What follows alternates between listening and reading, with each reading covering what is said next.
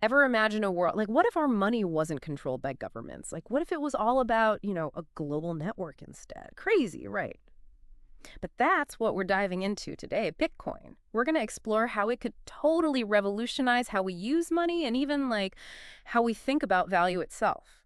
And listen, forget getting rich quick. Okay, we're going deeper. We've got this article and a video, and they both dig into how Bitcoin could seriously shake things up in the financial world. And get this, there's a surprising human rights angle too. Ah. So the article throws out this wild idea called hyperbitcoinization. Basically, picture a future where Bitcoin is the currency, like everywhere. And here's the kicker. AI could be the one to make it happen. It's not just that AI is fast and doesn't get emotional about money. Those are factors. Imagine. Uh-huh. AI algorithms, right? They're constantly crunching global economic data. What if they start making their own calls, picking Bitcoin for all these tiny transactions, completely bypassing banks and stuff? That's a whole different ballgame. So it's like AI could be all, Bitcoin, it's just and it's cut down. Exactly. And the thing is, AI works globally, 247, so things could move really, really fast. Okay, hold on. Let's break down this whole decentralization thing. For those of us who aren't like blockchain experts, why is this so important?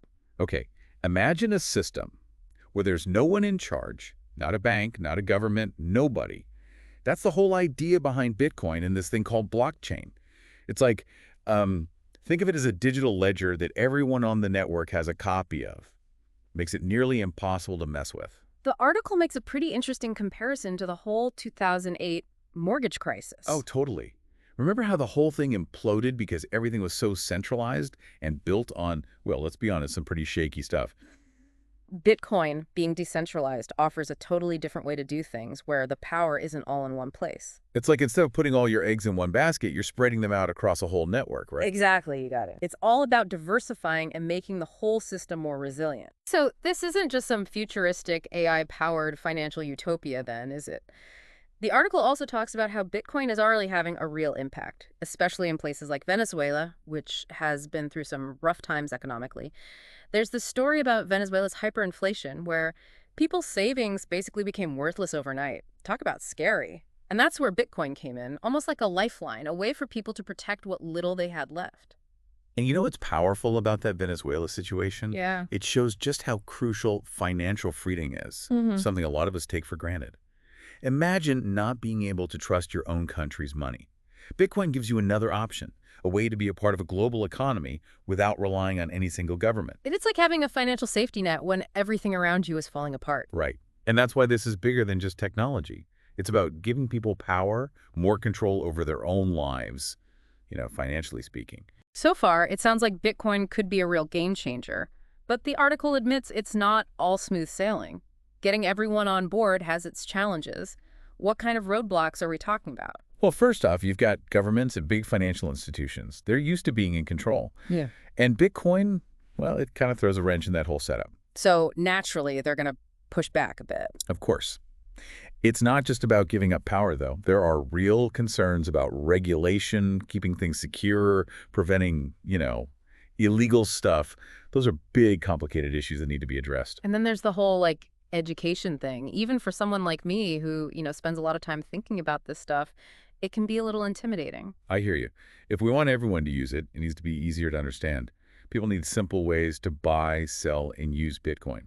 We got to make the technology less mysterious, accessible for everyone, not just the tech geniuses. Speaking of unexpected players, the article mentioned something about Donald Trump and Bitcoin that really caught my eye. Oh, yeah, that was interesting. I remember when Donald Trump did that Bitcoin transaction? That was kind of a big deal, surprisingly. Yeah, I was like, wait, Donald Trump is messing with Bitcoin? Okay, maybe I should pay attention to this. Exactly. Like him or not, him getting involved, even in a small way, suddenly put Bitcoin in the spotlight. It just shows how even small actions can have ripple effects and change the whole conversation. So we've got governments trying to figure out what to do with Bitcoin, everyday people trying to wrap their heads around it, and then someone like Donald Trump makes a move and suddenly everyone's paying attention. It's like this fascinating dance between what individuals do and these larger forces at play. It's wild, right? Like we're watching a financial earthquake happen in slow motion. And yeah, you're spot on. This goes way beyond just the tech stuff. Yeah. It's about power, who has it, who's going to get it, and basically how we decide what's valuable in the first place. The article talks about how, at least in theory, Bitcoin could level the playing field financially. But honestly, how likely is that? Are the people in charge just going to sit back and watch their power disappear? That's the million-dollar question, right? Yeah. The article does a good job of showing both sides of the coin, so to speak. On one hand, you've got this incredible chance to democratize finance, give people more control over their own money. But then on the other hand, you've got these massive systems and institutions, and they've been running the show for a long time.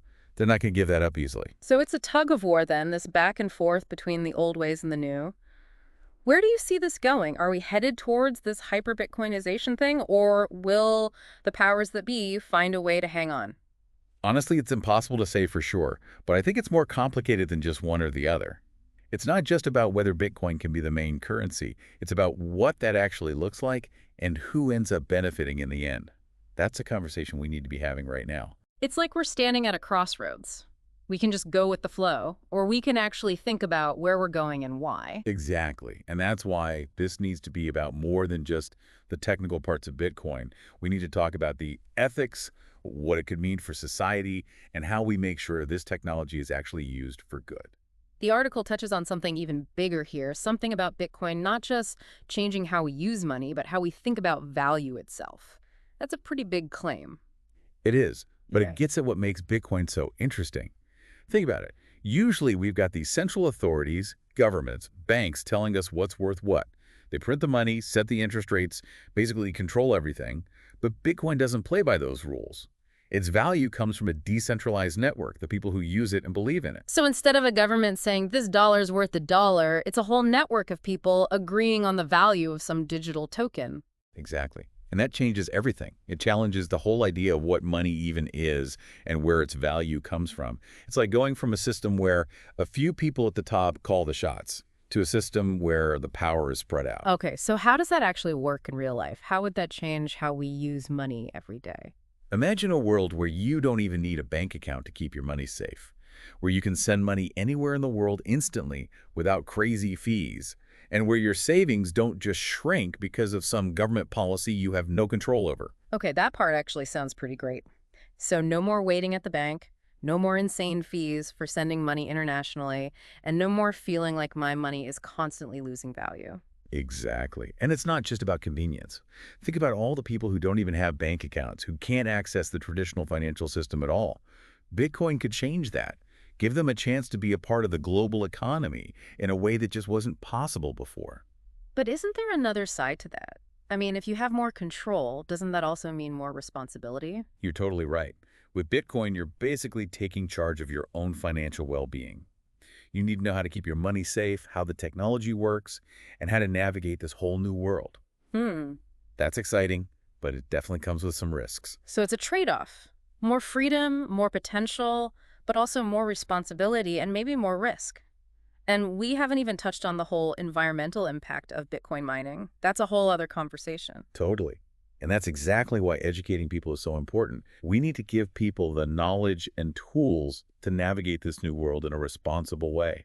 It seems like we're on the edge of something huge, something that could really change things, but whether it's for better or worse, well, that's still up in the air. And that's what's so exciting, to be honest, a little scary. Yeah. We have this chance to shape this technology, to steer it in a direction that benefits everyone.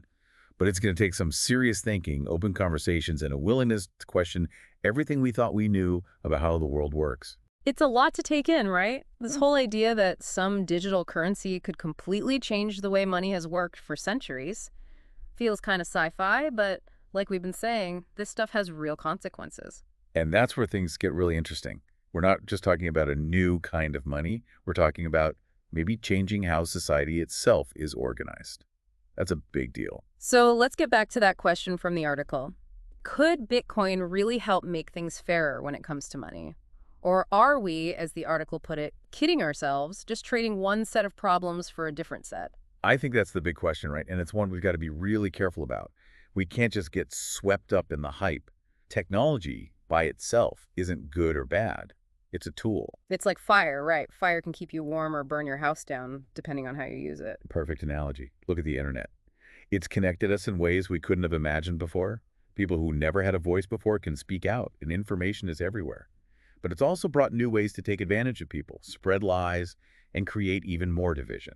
So where does that leave us with Bitcoin? How do we make sure something with this much potential is actually used to build a better world for everyone, not just make things more unequal? That's the challenge, and honestly, I don't have all the answers. But it starts with being aware, right? We can't be naive about the downsides. Powerful people, they're always going to try and use new things to their own advantage. We have to fight for easy access, good education, and making sure everyone's included. Otherwise, Bitcoin could end up just being another thing that benefits the people who are already rich and powerful. It's like we're building a bridge to a whole new way of doing things, but we got to make sure everyone can cross that bridge, not just the people who can afford to pay some kind of toll. Exactly. We've got a responsibility to shape this technology in a way that helps everybody, not just a select few. So to everyone listening, we'll leave you with this. What kind of future do you see for Bitcoin? And what are you going to do to help make that future happen? Because right now, as we speak, the future of finance is being written. And we're all a part of writing it, whether we realize it or not. We hope this deep dive got you thinking, maybe even made you a little uncomfortable. Because sometimes the most important conversations are the ones that challenge us to really examine our beliefs and grapple with difficult questions that don't have easy answers. So keep asking questions, keep learning, and keep digging deeper. Until next time.